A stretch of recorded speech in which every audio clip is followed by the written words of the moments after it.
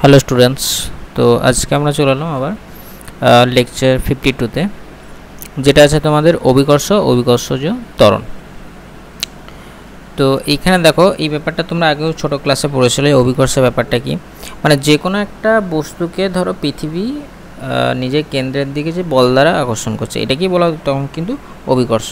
আর এই যে অভিকর্ষ বলের প্রভাবে যদি কোনো বস্তু নিচের দিকে নামতে থাকে, তখন সেটাকে কি বলা হতো, অভিকর্ষজ ত্বরণ।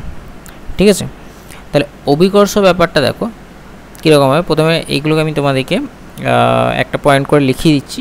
তারপরে এখানে যেটা মেন বিষয়বস্তু, সেটা হচ্ছে যে একটা হাইট থেকে যখন একটা বস্তুকে আমি নিয়ে আসবো, তখন সেক্ষেত্রে অভিকর্ষ ত্বরণের মানটা কীভাবে ক্যালকুলেট হচ্ছে সেটা তোমাদের এখানে দেখাতে হবে। তাহলে এখানে ফার্স্ট আমি লিখছি অভিকর্ষ বল। ঠিক আছে, অভিকর্ষ বল। আচ্ছা, অভিকর্ষ বলটা কি, যেরকম বললাম তোমাদের, যে পৃথিবীপৃষ্ঠে বা ভূপৃষ্ঠে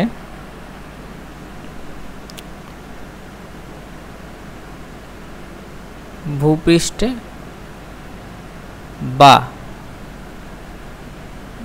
ভূপৃষ্ঠের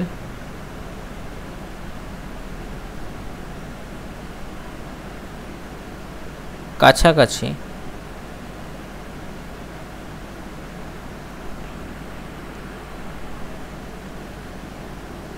কোনো বস্তুকে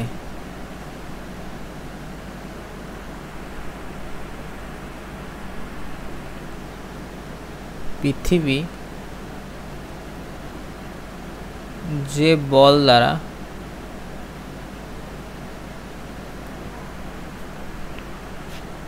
আকর্ষণ করে, ঠিক আছে, আকর্ষণ করে, এটা কি বলেছে, অভিকর্ষ বল বলা হচ্ছে। এবার কেন্দ্রের দিকেও বলতে পারছে, কেন্দ্রের দিকে টানে।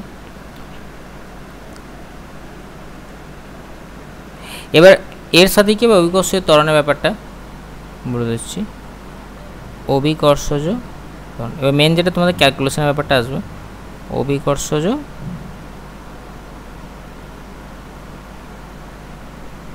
ত্বরণ।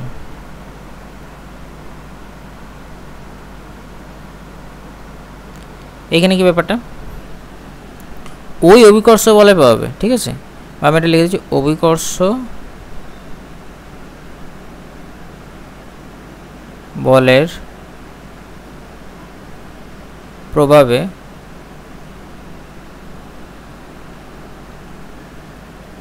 ঠিক আছে অবাধে পতনশীল বস্তু, মানে নিচের দিকে কোনো বাধাহীনভাবেই পড়তে থাকছে, অবাধে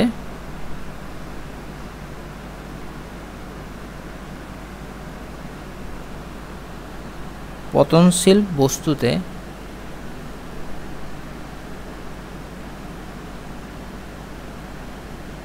যে ত্বরণ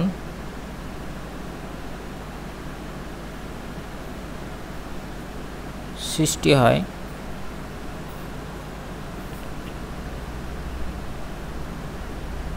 তাকে অভিকর্ষীয় ত্বরণ বলে, অভিকর্ষজ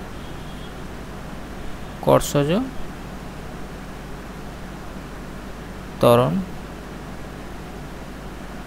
বলে। এই অভিকর্ষ ত্বরণটা কী দিয়ে প্রকাশ করে, ছোট হাতের জি দ্বারা, ঠিক আছে, ছোট হাতে জি দ্বারা প্রকাশ করে।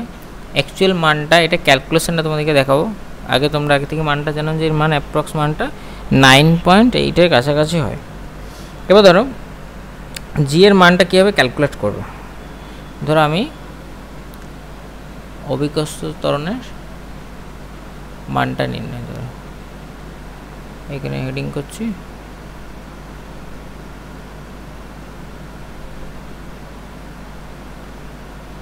অভিকর্ষ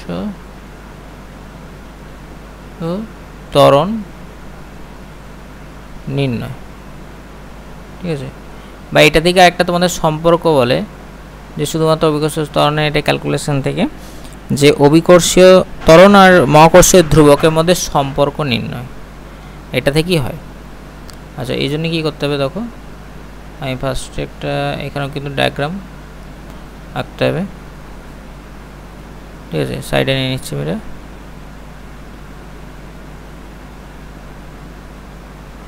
এই সাইডে নিচ্ছি,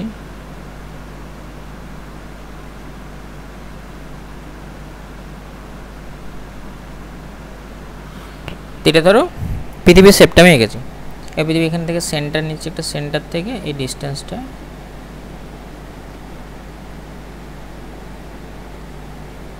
ধরো আর ডিস্টেন্স, ঠিক আছে। এবার আর ডিস্টেন্সে ওপরে ধরো আমি এখানে ও পয়েন্ট দিচ্ছি, আমি সাপোজ এখানে এই ডি ডিস্টেন্স ওপরে নিচ্ছি একটা সেন্টার থেকে, ধরো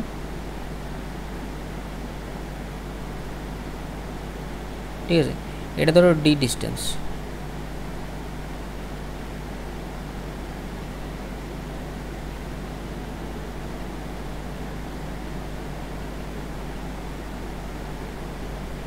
এটা ডি ডিস্টেন্স। এবার এখানে ধরো একটা এম ভরের বস্তু আছে, ঠিক আছে, ডি ডিস্টেন্সে, আর এখানটা লেন্থটা ধরো আর। এই পয়েন্টটা ধরো একটা এম ভরে বস্তু আছে এই পয়েন্টে, ঠিক আছে, লাল কালারে আমি পয়েন্ট করে দিলাম। এখানে ধরো এখানে একটা এম ভরে বস্তু আছে। এবার এখানে ধরো আমি এখানে রাখছি, দেখো মনে করি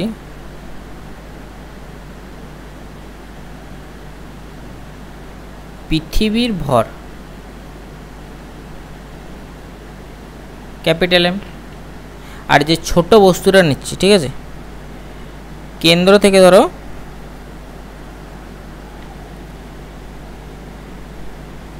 কেন্দ্র থেকে ডি দূরত্বে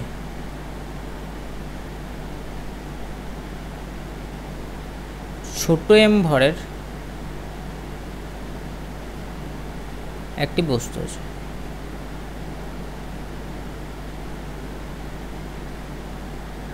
ঠিক আছে, তাহলে এবার ধরো মহাকর্ষীয় যে বলটা হয় সেটা অনুযায়ী কী হবে, যে বস্তুটার উপর একটা আকর্ষণ বল কাজ করে, পৃথিবীর বস্তুটাকে একটা বলের আকর্ষণ করবে। এবার সেই যে বলের মানটা, এই বলের মানটা আমি সাপোজ তাহলে কী হচ্ছে, এফ সমান কী হবে, তাহলে কি G capital M into small M by এদের মধ্যে দূরত্ব কত, এই ছোটো বস্তুটা, এই এম করে ছোটো বস্তুটা আর পৃথিবীর মধ্যে দূরত্ব ধরো ডি, সেন্টারটার মধ্যে যে ডিস্টেন্সটা ডি, তাহলে এটি কী হবে, সম্পর্কটা হয়ে যাবে ডি স্কোয়ার। তাহলে এফ সমান কী হলো, G M M by D square. ঠিক আছে, তাহলে এবার এটা দেখো, মানে আমি এখানে একটা জিনিস যদি কনসিডার করি, মানে পৃথিবীর সমস্ত ভরটা যদি এখানে ও বিন্দুতে কেন্দ্রীভূত আছে হিসেবে আমি ধরে নিচ্ছি, তারপর আমি ক্যালকুলেশনটা করছি এটা। তার মানে আমি ধরে নিউটনের ধরো আমি তৃতীয় গতিসূত্র নিয়ে যদি ক্যালকুলেট করি, নিউটনের সরি এটা দ্বিতীয়, ঠিক আছে, এটা আগে যেটা তোমরা করেছিলে এফ সমান এম জিরো, ওটা কিন্তু দ্বিতীয়। তাহলে নিউটনের দ্বিতীয় গতিসূত্র অনুযায়ী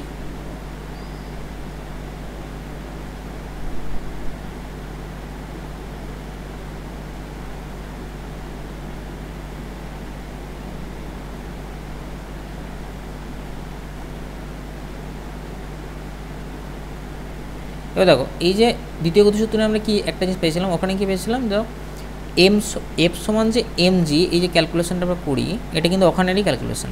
তাহলে এখানে এই যে বলটা বস্তুটা যদি একটা ত্বরণ নিয়ে নামে, ধরো আমি বললাম যে জি ত্বরণ নিয়ে নামছে, ঠিক আছে, তাহলে ওই জন্যই কী হবে,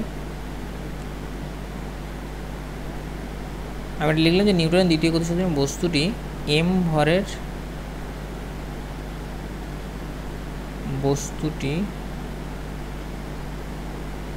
জি ত্বরণ নিয়ে নিচে নামলে বা পৃথিবীর দিকে এলে, তাহলে এটি কী হবে, এফ সমান তখন কী হবে, এটা আমরা বলতে পারি যে এফ সমান সেখানে কী হবে এমজি। এবার শর্তে কী হচ্ছে, ওই যে এমজিটা এই এমজিটার সাথে আমি কি করছি, ওই এমজিটাকে কিন্তু সমান করে দিয়েছি, মানে এখানে M G equal to G capital M into M বা এখানে ডি স্কোয়ার, এটাকে সমান করতে হবে। তাহলে আমি জি সমান কী করছি, G capital M by D square. এটা কিন্তু তোমরা একটা ফর্মুলা পেয়ে গেলে যে জি এর মানে যে ক্যালকুলেশনটা কীভাবে হবে। এটা যদি ডিস্টেন্সটা বলে দেওয়া থাকে এত দূরে একটা বস্তু আছে, তখন তোমরা জিনিসটা কী করবে, ক্যালকুলেশন কীভাবে করবে সেটা এটা থেকে পাগল। এবার এই ক্ষেত্রে থেকে ডাইরেক্ট তো ডিস্টেন্সের বলে দেওয়া যায় না যে ডিস্টেন্সটা থাকে, কিন্তু যখন জি এর মানটা আসল ক্যালকুলেশন করে বার করা হয়েছিল তখন কিন্তু পৃথিবীর কিন্তু একটা ওই ধরো ঘনত্বের হিসাব কিন্তু তখন করা হয়েছিল। ঠিক আছে, ধরো আমি এটাকে ধরতে পারি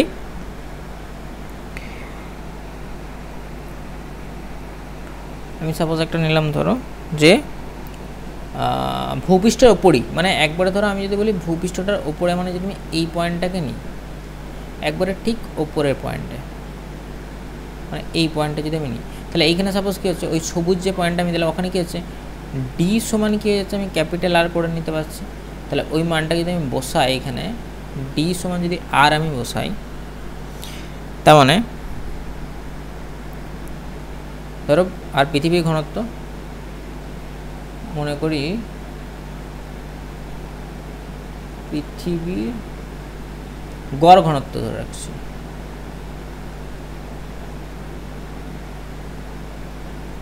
রো।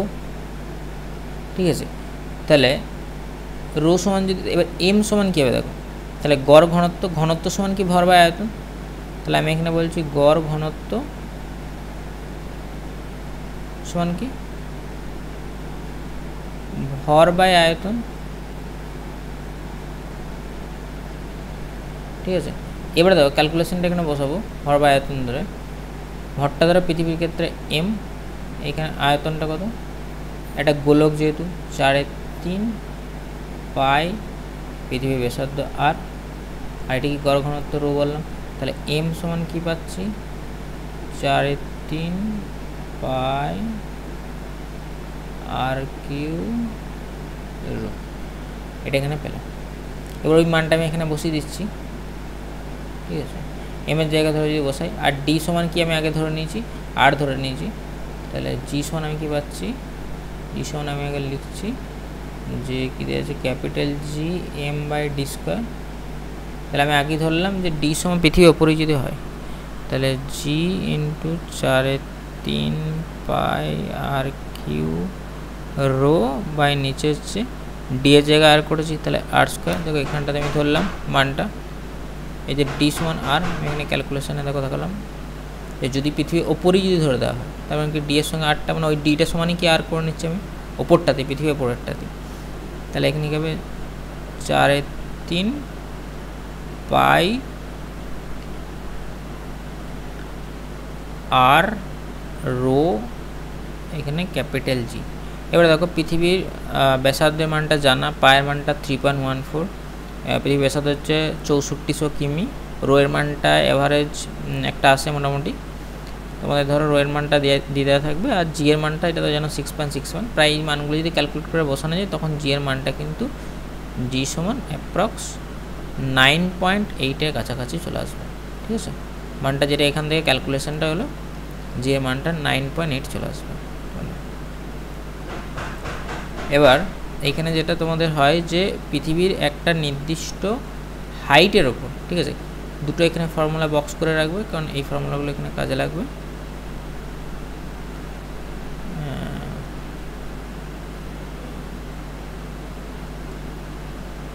এইখানটা ধরো এই ফর্মুলাটা কাজে লাগবে, দুটো ফর্মুলা কাজে লাগবে অঙ্ক করার জন্য তোমাদের।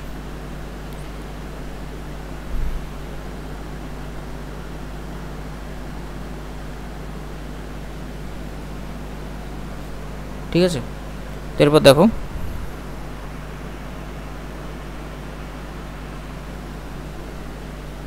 একটা এরকম ধরি আমি তোমাদের প্রবলেম একটা দেখায় যে অনেক ক্ষেত্রে বলে যে ধরো যে আকর্ষণ বলটা হচ্ছে পৃথিবীটা ওই বস্তুটার দিকে যাচ্ছে না কেন, বস্তুটা পৃথিবীর দিকে আসছে না।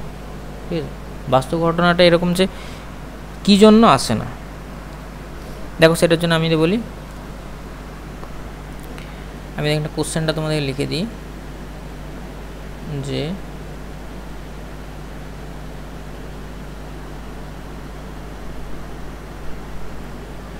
বস্তুর দিকে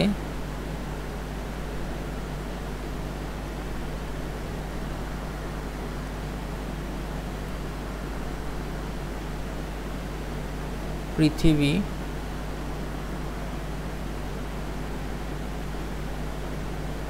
ধাবিত না হয়, মানে না গিয়ে আর কি,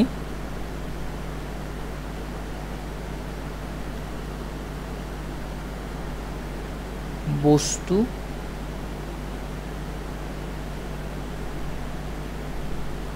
পৃথিবীর দিকে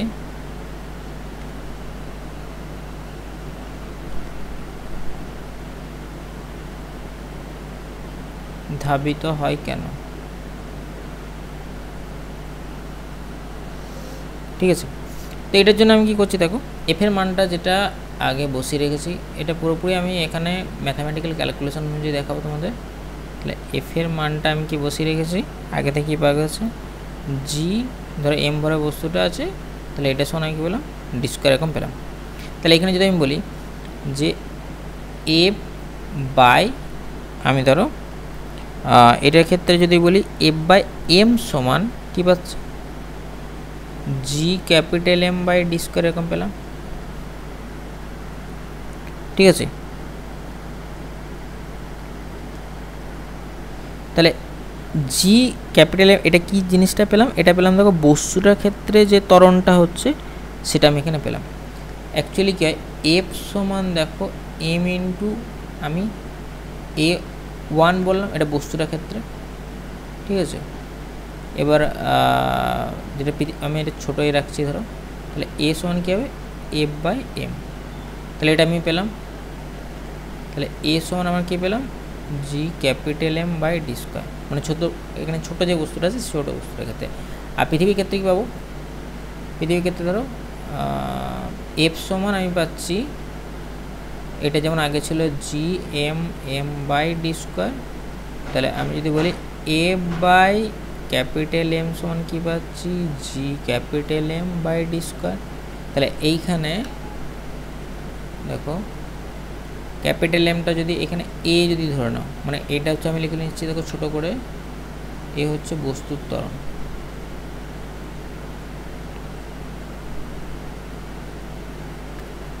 ঠিক আছে, আর এইখানে ক্যাপিটাল এটা রাখছি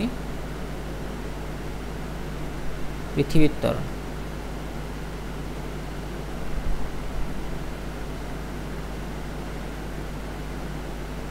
পৃথিবীর ত্বরণ, তাহলে এ সমান কী বলতে পারি, জি এইটা বাই ডি স্কোয়ার বলতে পারি।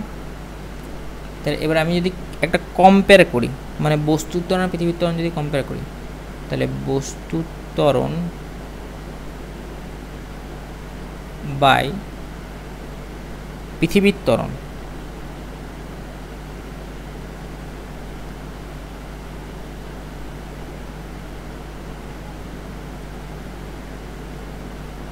এটা যদি করি তাহলে এটা সমান কী পাচ্ছি, বস্তুর ত্বরণের মানটা কত দেখো, এ সমান কী পেলে,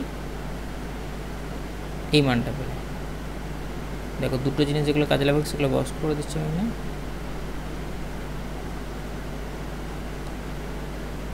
এটা যে বস্তুর ত্বরণের জন্য ক্যালকুলেশন, আর এটা পৃথিবীর ত্বরণের জন্য ক্যালকুলেশনটা।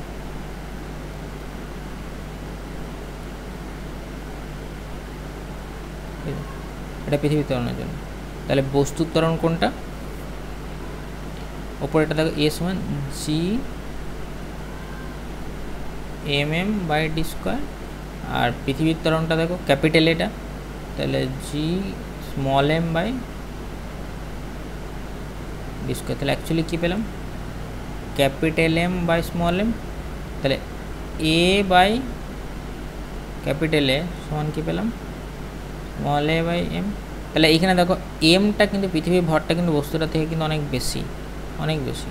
তাহলে কী হবে, এটাও কী হবে তুলনায় গ্রেটার গ্রেটার ইকুয়াল টু এ, তার মানে কি ছোটো বস্তুটার ক্ষেত্রে ত্বরণটা বেশি হবে। অতএব আমি লিখে দিচ্ছি, অতএব এম ভরের বস্তুর ত্বরণ বেশি।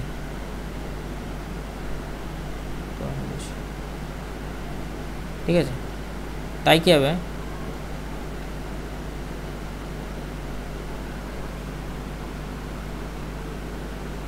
বস্তু পৃথিবীর দিকে ধাবিত হবে।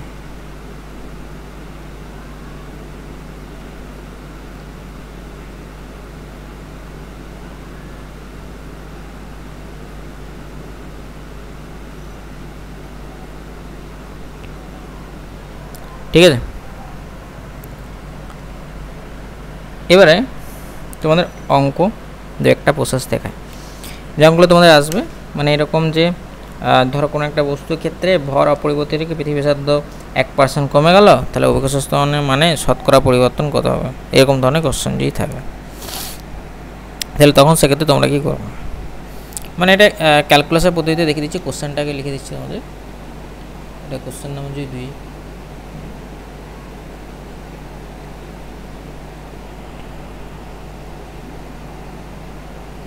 এরকম বলে যে ভর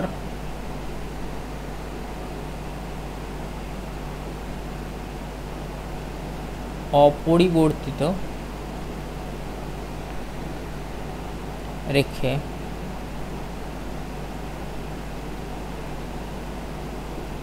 পৃথিবীর ব্যাসার্ধ 1% কমলে পৃথিবী পৃষ্ঠে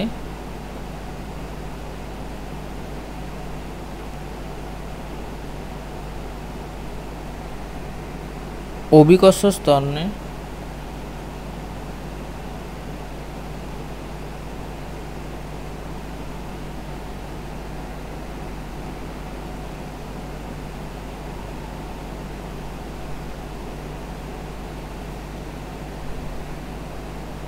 শতকরা কি পরিবর্তন হবে,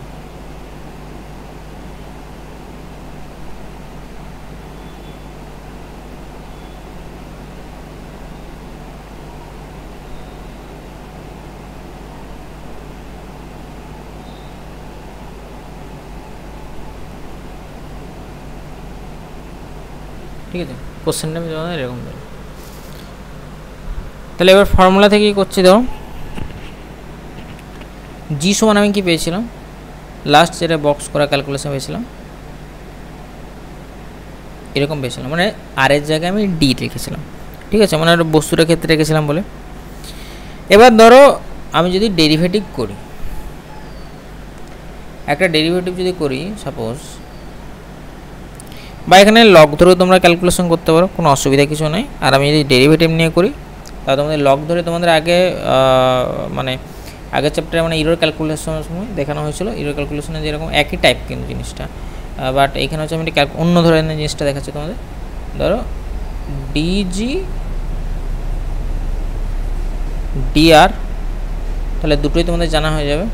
এটা যদি আমি করি তাহলে আর এর সাপেক্ষে করলে মাইনাস এটা ধরো 2gm/r3, ঠিক আছে, তাহলে ডিজি সমান কি হচ্ছে -2gm/r3 ইন্টু dr। এবার ধরো মানে ইরর ক্যালকুলেশনের মতনই তোমাদের ব্যাপারটাকে ওরকমই ডাকছি আমি, মানে যদি কম্পেয়ার আমি করতে চাই পুরো রাশিটাকে, ধরো এইটাকে আমি একটা 1 নম্বর ইকুয়েশন দিচ্ছি, আর এইটাকে ধরো আমি 2 নম্বর ইকুয়েশন দিচ্ছি, ঠিক আছে। এবার আমি যদি বলি ক্যালকুলাসটা কেমন করা যায়, যে 1 নং ভাজিত যদি আমি 2 নং করি, এটা যদি তোমাদের ক্ষেত্রে একটু কঠিন লাগবে, কারণ যখন ইরর ক্যালকুলেশন করেছিলাম আরও মানে শর্টে করে দেওয়া হয়েছিল জিনিসটাকে, তো যেহেতু এই পদ্ধতিটা নতুন একটু তোমরা জেনে রাখো যাতে কাজে লাগে তোমাদের। তাহলে আমি যদি এখানে করি ডিজি, আচ্ছা এখানে যদি 2টাকে আগে রাখি, মানে 2 নম্বরটাকে যদি করি তাহলে সুবিধা হবে, 2 নম্বর ভাজিত যদি আমি 1 নম্বর করি, তাহলে ডিজি বাই যদি জি, বাঁ সাইডেরটা বাঁ সাইডে রাখলাম, আচ্ছা -2gm/r3 ডিআর বাই নিচে যদি এটাকে আমি রাখি G M by R square, তাহলে কি পাওয়া গেল মাইনাস অফ 2 বাই এখানে ধরো তোমাদের আসছে ক্যালকুলেশন করে 2 বাই আর চলে আসছে, ঠিক আছে। এবার ডিআর বাই আর সরি 2, এটা এই আরটা নয়, এই আরটা এখানে থাকছে, তাহলে আমি হচ্ছে মাইনাস 2 ডিআর বাই আর, এটা রাখছি ডিজি বাই জি, তাহলে এইটা সমান কী হবে মাইনাস অফ 2 ইন্টু এই পোর্শনটা লগের ক্ষেত্রে বলেছিলাম মনে আছে, এই জিনিসটা কি হচ্ছিলো তোমরা এই ডেল আর বাই আর করছিলে এই জিনিসটায়, তাহলে 2 ইন্টু এটা 1% যদি করো তাহলে কি হচ্ছে 2%, মানে মাইনাস 2% আসছে। তার মানে কি মাইনাস 2% মানে কি 2% কমে যাবে। অতএব অভিকর্ষজ ত্বরণ 2% কমে যাবে। এবার তোমরা যদি লগ ধরে করো তখন একটা সমস্যা হতে পারে, কারণ ইরর ক্যালকুলেশনের একটা সুবিধা কি ইরর ক্যালকুলেশন সব মাইনাস থাকলে প্লাস হয়ে যায়, কিন্তু লগের সময় কিন্তু হয় না, কিন্তু এখানে কমবে না বাড়বে সেটা কিন্তু বুঝতে পারবে না। ইরর ক্যালকুলেশন কি হচ্ছে মাইনাসটা লগ থাকলে প্লাস হয়ে যাচ্ছিলো, সেখানে তো এটা হবে না, এটা মাইনাস, মানে ওই জন্য ক্যালকুলেশন একটা দেখিয়ে রাখলাম যাতে তোমাদের সুবিধা হয়।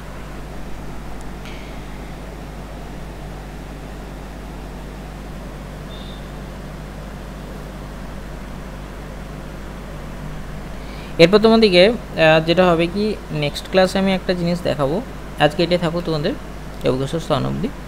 এবার অভিকর্ষ স্তরণটা কী হয় কি একটা মানে ওপর দিকে হাইটে একটা পরিবর্তন হয়, আবার নিচে গভীরে গেলেও একটা পরিবর্তন হয়।